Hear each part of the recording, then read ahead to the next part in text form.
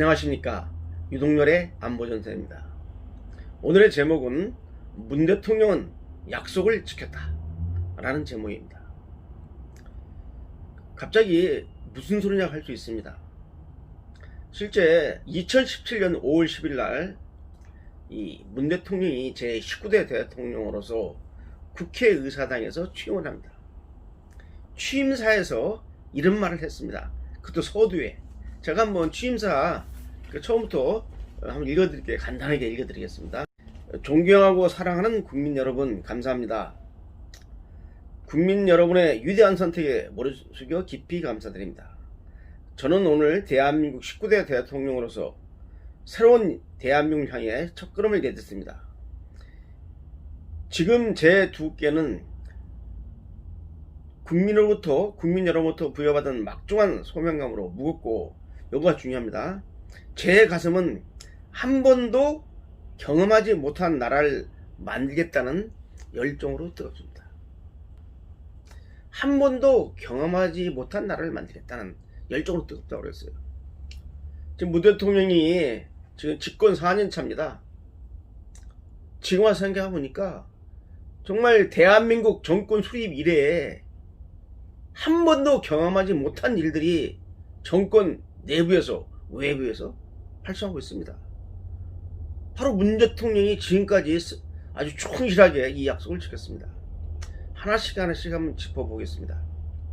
이번 시간에는 좀 거시적으로 짚고 부분별로 안보 분야, 경제 분야, 정치 분야, 사회 분야 등등을 한번 평가를 해보겠습니다. 오늘은 개관입니다. 자, 지금 여러분 아시겠지만은 지금 이 문재인 정부 내에서 일어나고 있는 현상을 보시기 바랍니다. 문재인 대통령이 임명한 추미애 법무부 장관하고 문재인 대통령이 임명한 윤석열 검찰총장이 검찰권을 놓고 지금 유례없는 권력 투쟁을 하고 있습니다. 심지어 법무부 장관이 대통령이 임명한 검찰총장을 감찰 조사를 시행하고 직무를 갖다 정지시키는 이러한 회계한 일이 벌어졌습니다. 여러분, 윤석열 검찰총장이 누굽니까? 이 부장검사를 했던 윤석열 이 고검검사를 이대학 2단계 승진시켜서 서울중앙지검장을 임명해놓고 각종 적폐 수사를 총지휘하다가 그 공을 인정받아가지고 검찰총장이 된 사람입니다. 누가 뭐래도 윤석열 검찰총장은 철저한 문재인 대통령의 사람입니다. 그런데 이 조국 전 법무부 장관의 사법처리 문제를 놓고 원칙을 고수하다가 지금 이제 자기 직속 지휘권자인 장관이라고 할 수 있죠. 법무부 장관과 직접 충돌을 하게 됩니다. 지금 검찰권을 놓고 지금 법무부 장관하고 검찰총장이 일종의 권력 투쟁을 벌이고 있습니다. 자, 그런데 대통령이 재밌습니다. 대통령이 임명한 검찰총장이, 대통령이 임명한 법무부 장관이 검찰권을 놓고 이렇게 서로 권력 다툼을 하고 있으면은 이게 제대로 된 정권이라면 대통령이 나서서 법무부 장관을 말든지 아니면 검찰총장을 나무라든지 아니면 둘 다 사퇴를 시켜버리든지 하는 결단을 내려야 되는데, 전 세계가 지금 웃음거리가 된 이런 이 정권 내에서 이러한 난장판 사태에 대해서 대통령은 남의 일인 양 침묵하고 있습니다. 대한민국의 통수권자로서 행정부의 수반으로서 행정부 내에서 지금 법무부 장관하고 검찰총장이 지금 권력 다툼을 하고 있는데 나몰라라 하는 이런 세상, 정말 우리가 한 번도 경험하지 못한 이런 세상을 지금 맞이하고 있습니다. 여러분, 정권이 바뀌었다고 해서 혁명적 상황이 아닌 이상 여러분 이런 일이 일어날 수 있습니까? 전직 대통령 2명이 구속당하고 국가정보기관의 수장인 국정원장이 4명이 구속되고 전직 대법원장이 구속되고 대법원 간부들이 구속되는, 그리고 안보 분야에 근무했던 분들이 적폐 세력으로 몰려서 200여 명이 사법 처리가 되고 검찰에 불려다니는 이런 수모를 겪고 있는 이 상황, 이게 혁명적 상황, 이게 정상적으로 정권이 인수된 상황이 아니라 혁명적 상황에서는 혹시 가능할지 모르지만은 국민의 투표로 이루어진 정권 교체에 대해서 이런 일이 일어난다는 것은 정말 대한민국 사회에서 한 번도 경험하지 못한 새로운 세상을 경험하는 겁니다. 바로 이러한 세상을 여는 데 일조했던 사람이 바로 윤석열 검찰총장입니다. 당시 이분이 서울중앙지검장으로 임명돼가지고 적폐수사를 총지휘하면서 전직 대통령 2명, 전직 국정원장 4명, 전직 대법원장 등 간부들, 또 국가안보수사관에 종사한 200여 명의 간부들을 적폐수사하면서 사법 처리했던 바로 당사자가 바로 윤석열 검찰총장이고, 이분이 바로 서울중앙지검장 재직 시에 정말 한 번도 경험하지 못한 이런 초유의 일들을 갖다가 대법원장까지 구속시키는 이런 일이 벌어졌어요. 그러다가 지금은 이제 검찰총장이 된 이후에는 법무부 장관하고 검찰권을 놓고 권력 다툼하고 있습니다. 자, 여러분, 대한민국 헌법집가처를 존중하는 대한민국 자유 시민이라면 이 상황을 우리는 즐겨야 됩니다. 왜? 이 상황이 뭡니까? 자, 중, 지란 같은 편끼리 지금 싸우고 지금 난리를 치지 않습니까? 이게 바로 문정권의 소위 정말 미래를 갖다가 보는 것 같습니다. 자중이라는 일이 일으켜 있습니다. 검찰권을 놓고. 근데 대통령은 속수무책인지 아니면은 완전히 내일이 아니라는지 방어를 하고 있어요. 자, 여러분, 또 한 번도 경험하지 못한 나라를 만들겠다는 이 사례를 지금 일단 그냥 뭐 생각나는 대로 좀 한번 또 제시해 보겠습니다. 여러분, 남북 관계를 한번 보시기 바랍니다. 문재인 대통령은 대통령으로 취임하자마자 이 남북 관계 개선을 외치면서 아주 전향적으로 역대 대한민국 대통령 중에서 가장 우호적으로 솔선수범해서 북한 김정은 정권에게 충성을 다했습니다. 충성이란 말이 맞을 정도로 김정은 정권의 비율을 맞추는데 최대한 노력을 했습니다. 가장 우호적인 정권이었을 겁니다. 북한으로 볼 때. 그래서 그 결과 어찌됐거나 남북 정상들이 만나서 판문점 선언을 이뤄냈고 또 평양 공동선언을 이뤄냈어요. 자, 그래가지고 마치 이제 북한 비핵화가 다 달성이 되고 한반도에 평화체제가 구축되는 장 들떠 있었죠. 이게 바로 위장평화소입니다. 김정은의 위장평화소에 놀아나가지고 국민들도 덩달아 놀아났죠.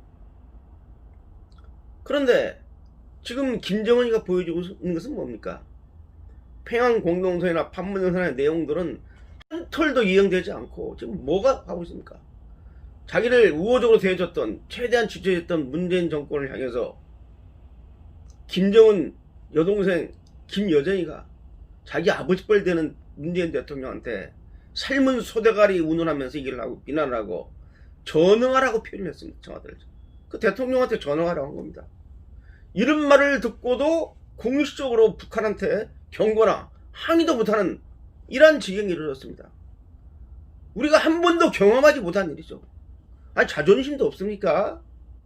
김정은이나 김여정 그 두 남매가 그때 뭐라고 대한민국 대통령한테 전응하 삶은 소대가리 운운하면서 대한민국을 비방하는데 도대체 무슨 죄를 졌길래 말도 못하는 겁니까?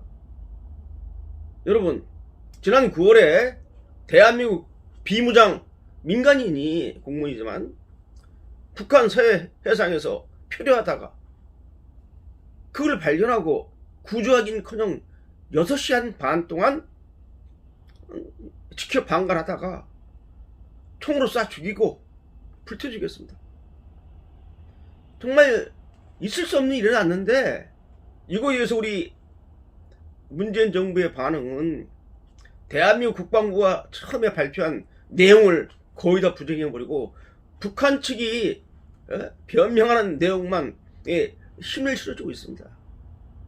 정말 이 남북관계에서 이러한 수모는 대한민국 정부 수립 이후에 한 번도 경험하지 못한 그런 일들이었습니다.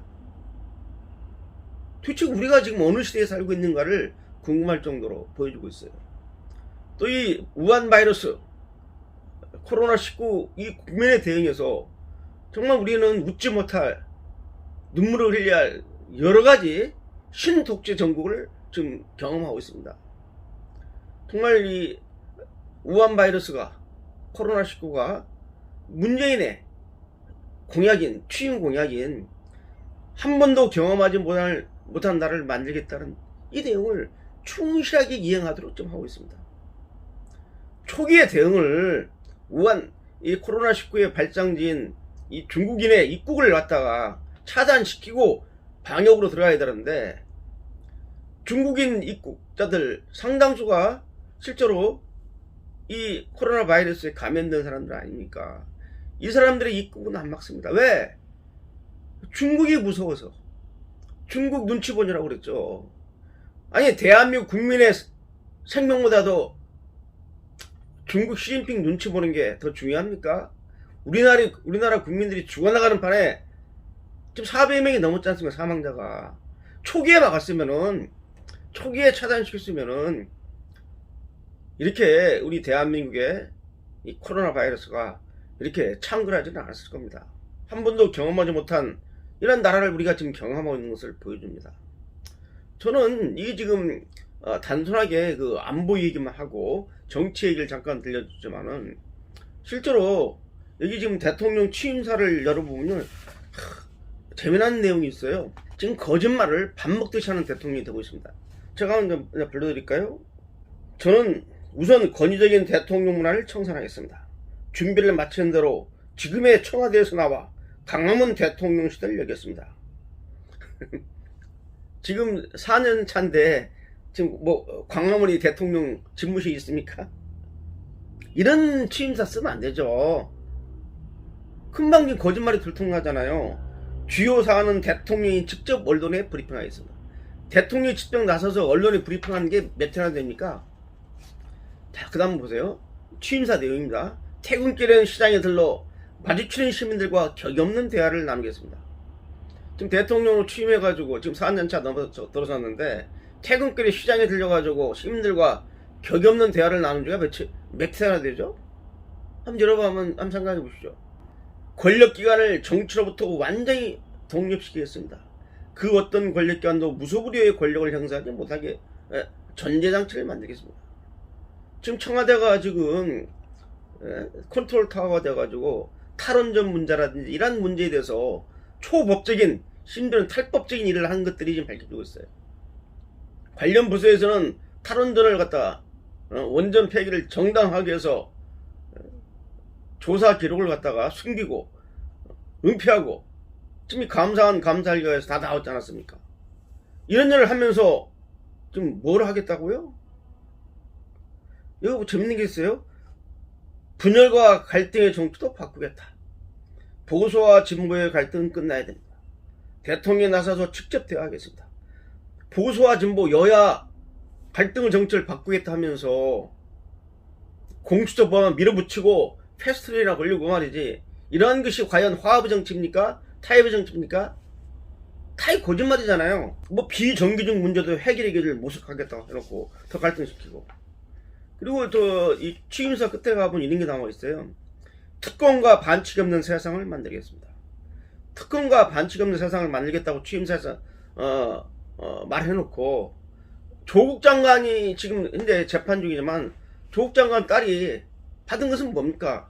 그게 바로 특권과 반칙이 아닙니까? 그래서 분노하는 게 아닙니까? 정말 지금 2020년 12월 달입니다. 내일이면 12월에 돌입하는데, 대한민국의 앞날을 보면은 정말 제가 평생 살면서 한 번도 경험하지 못한 일들이 이 문재인 정부에서 일어나고 있습니다. 문 대통령님 감사합니다. 우리가 한 번도 경험하지 못한 이런 나라를 경험하게 해주셔가지고, 이런 말을 제가 지금 비아냥거리는 소리를 해야 되겠습니까? 남은 임기라도 대통령께서 정말 대한민국 헌법적 가치를 제대로 구현할 수 있도록 이런 정치를 해야 되는데, 그럴 가능성은 전혀 없어 보입니다. 지금 정치, 경제, 사회, 문화, 제가 오늘 경제 얘기를 별로 못 드렸는데, 다음 시간에는 이제 분야별로, 안보 분야, 경제 분야, 정치 분야, 사회 분야별로 한 번도 경험하지 못한 나라를 어떻게 만들어 오셨는지를 한번 보여드리겠습니다. 오늘 여기서 마치겠습니다. 감사합니다.